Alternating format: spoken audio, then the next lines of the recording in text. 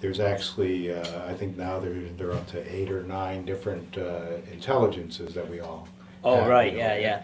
and there are things like physical intelligence Emotional. and book intelligence. Well, I don't know if emotional's made that his particular list, but that is one they Right, talk about. yeah.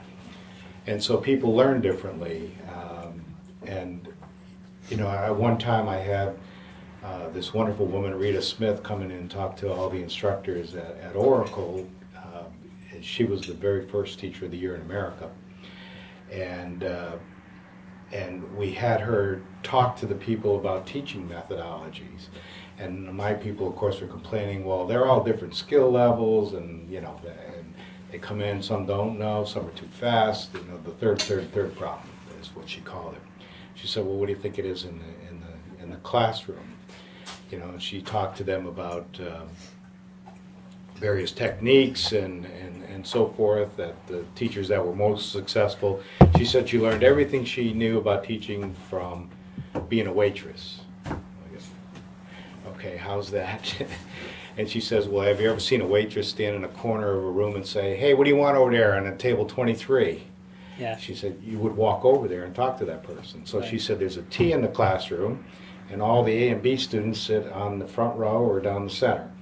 And it's the ones that want to camp out, think about lunch or whatever they're thinking about, sitting out in the corner. So you got to walk around and talk to them and so forth. So she helped us a lot, and she was very receptive to some of the new technologies we were using. You know, one of them was the distance learning. She said, oh my gosh, this would be wonderful. Imagine teaching a course on archaeology and being able to go live to a dig site and talk to the people doing the dig. Right, It just yeah. gives it a whole new dimension. So do you think technology, because a lot of people say technology is helping with people, you know, interacting, getting information and stuff, but also it makes it a little more impersonal, because I remember when I was in class, we had those online courses, and it just didn't seem as more, I like the personal connectedness of being able to talk to somebody right then, right there, and not having to email and stuff like that. So, I mean, what is your take? How do you think they can improve the whole... Well, I think it's always a combination of things. So in the corporate world, the things that I've always sponsored has been to move at least 80% of the training out of the classroom and into the workplace. And I think informally that's where most of it is right now. It's happening in the workplace. But some of the reasons for doing that is because the classroom tends to be just in case kind of training. Mm-hmm. And sometimes you learn a whole bunch of things, but then you forget them when you go to use them. Right, yeah. But in the classroom is where you pick up your network of friends, and you know, sometimes that's very important to perform in the job. In fact, a cute story I had from a friend of mine who ran a small conference business. They always put out these brochures, and they were always terrible. And so his people thought it was because of the way he hired. So they said, let us hire the next person. And so they did, and he had a tradition of the first day he would go out to lunch with them and ask them everything, or let them ask him questions. So he meets the person at the door, and she's right out of college, and a lot of piercings, tattoos, and even had spiked hair thing going. And he said, hi, I'm Elliot, and I'm the CEO, and we have a custom to go out to lunch. He says, why? And he said, well, you can ask me any questions you want, and I'll try and answer all of them for you. And she says, well, don't you have a DVD? And he said, why would you want a DVD? She says, well, there might be some stuff I want to skip through, and then there might be some things I want to play over again. And he, you know, I think she spotted a tear forming in his eye, so Yeah. she dropped it. And then so it turns out she gets in the job, and about 90 days into it, he's getting all kinds of accolades from everybody who sees his new brochures, his design work. So he thought he'd walk over to her desk and thank her for it. He gets over to her desk, and he looks at her screen on her computer, and she's got 20 IM, that's internet messaging sessions going. And he said, what the hell are you doing? Yeah. Are you talking to your friends? She says, no, these are the people I come to work with. He says, well, who are they? She says, well, this is my digital tribe, but who are they?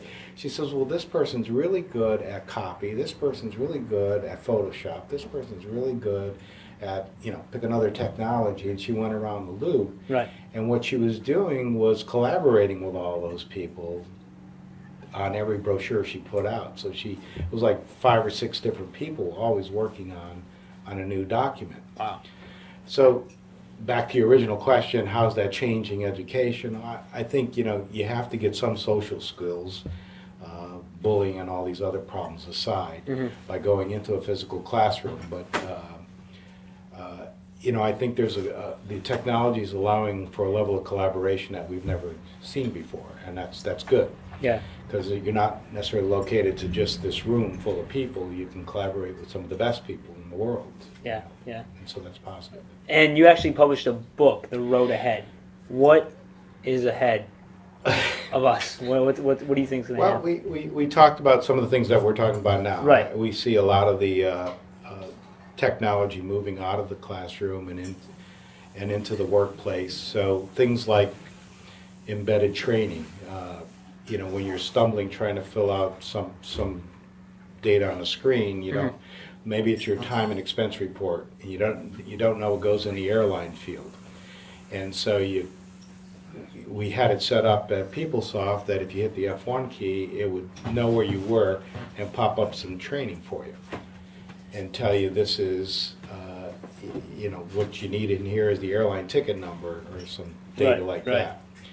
And so instead of sitting in a classroom for weeks and weeks and weeks learning every possible thing that could happen to you, to be able to pop up that information just in time, just when you needed the information, we thought that was the holy grail of education. So it's called context sensitive, so it knows where you are, and just in time education.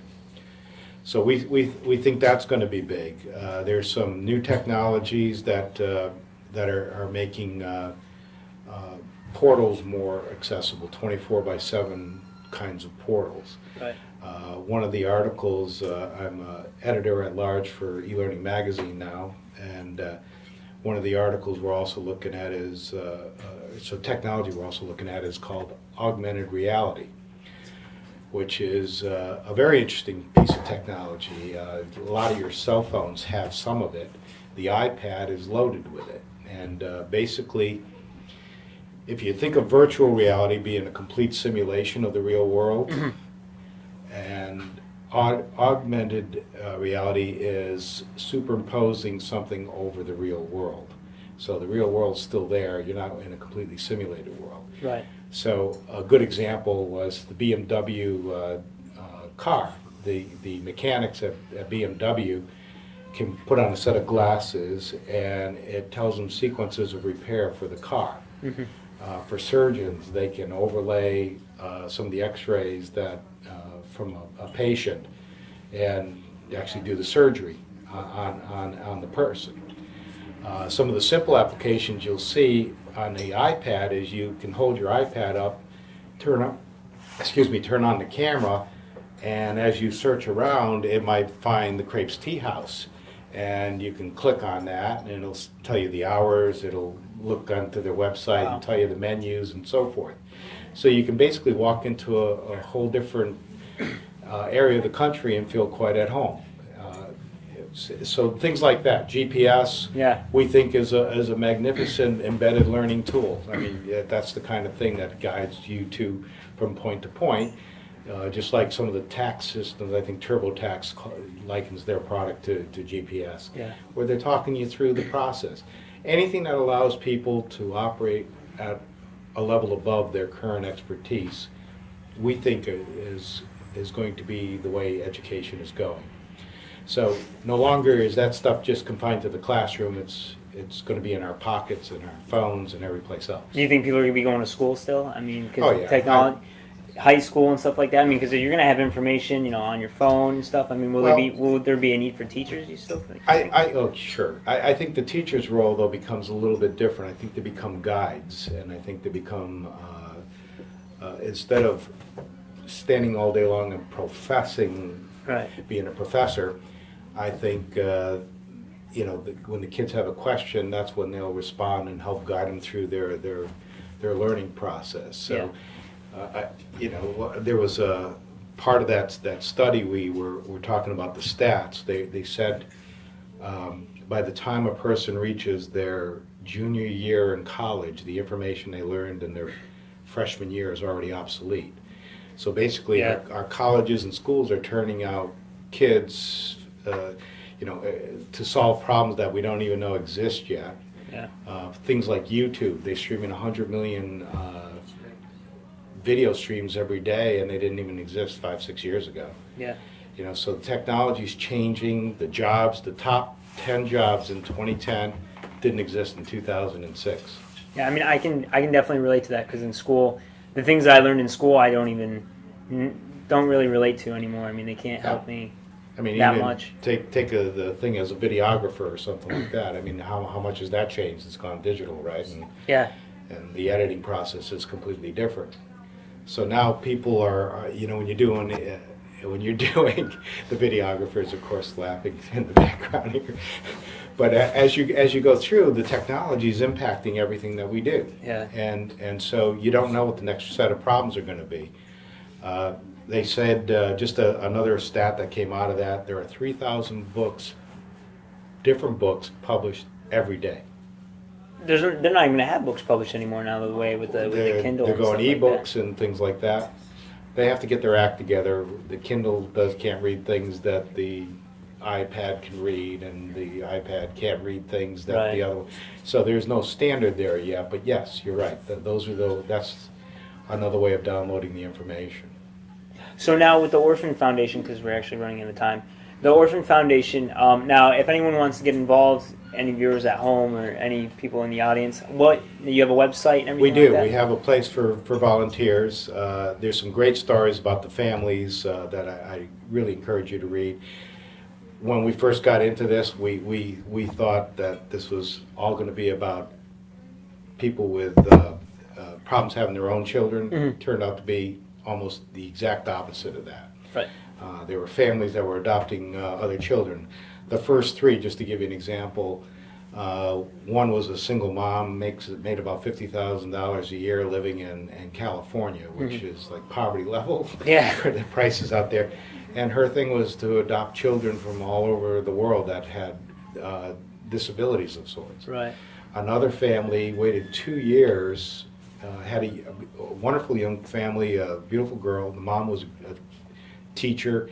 She waited 2 or 3 years to get to the top of the list to actually be able to adopt a child that had Down syndrome. And then they came to us because the child also had a heart problem at the same time, so we had to do that. And the third one, that'll be the last example, was this family. It's a long story, but just they became aware that there was some kids that were being hurt in Libya when they're having their civil war. It was a genocide. One group was wiping out another group. Well, the soldiers went into an orphanage and they were going to wipe out the complete orphanage. And the director said, whoa, whoa, whoa, whoa, but some of these children are yours. Yeah. And so the soldiers didn't kill them all. They gave them each a handful of rice. And the UN finally, and the kids walked out, stepped over bodies, and were hidden. The UN finally found them and wrapped them with blankets. Well, the way they got connected was the Libyan orphans were over here. The boys were performing in the choir, and they got adopted while they were here. One of them had a sister there who was in that orphanage, and so the family went to try to find the girl to bring her over. And then she had 2 more friends, so they wiped out their savings adopting. It cost about $25,000 for each kid. Very expensive. Wow. And just for like the process? Just the process. Libya charges. They charge for adopting for a child, sure. And then the people that facilitate the adoption, they're trying to